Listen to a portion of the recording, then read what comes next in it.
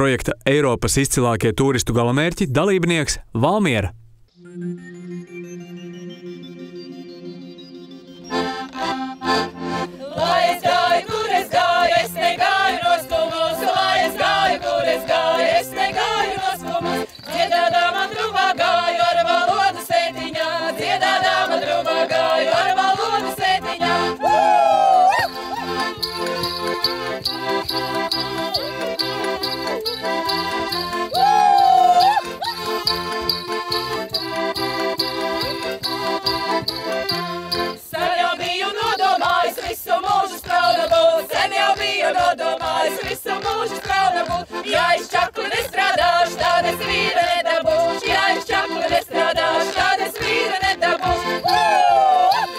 Dievs esot bijis iemīlējies, kad laida pasaulē gauju.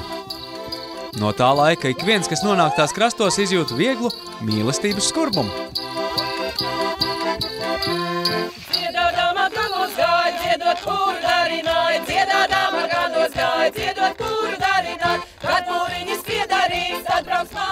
Gauja, protams, nav nekāda parastā upe. Vietām tā ir klusa un piemīlīga kā pelnrušķīte, citviet trakulīga un bīstama kā karmena, bet visur skaista, valdzinoša, īsta spīgana.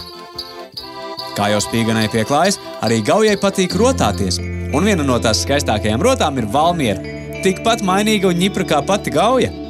Pret upi pilsēta izturas ar cieņu, atstājot neskartus tās krastus putniem un mīlētājiem. Brīnišķīga vieta pastaigai, kuras laikā salasītās puķis varat kaisīt gaujā, kā dziesmā dzied, vai uzvarīt tējā. Kā jums tīk? Ja nezināt, kuras zāles tējai der un kuras nē, prasiet viesmīlīgajām valmierietēm.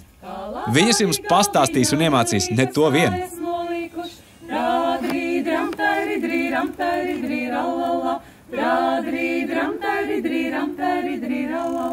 No maizītes nolīkušas, ne no zelta sudrabiņ, no maizītes nolīkušas, ne no zelta sudrabiņ, rādrīdram, taridrīram, taridrīrallala, rādrīdram. Valmieras īpašā pievilcība slēpjas tās vēsturiskajā apbūvē, kas glabā atmiņas par visai rosīgu pagātni un dzīvespriecīgiem ļaudīm.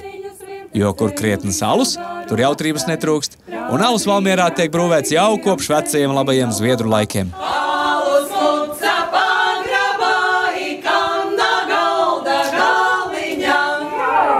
Priekā!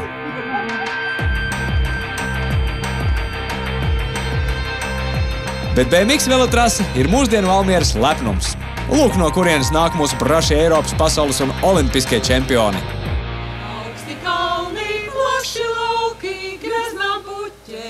Tiesa gauja, uz to visu droši vien skatās filozofiski, jo kas gan ir pāris gadu desmiti vai simti salīdzinājumā ar mūžsanajām smilšakmens klintīm tās krastos.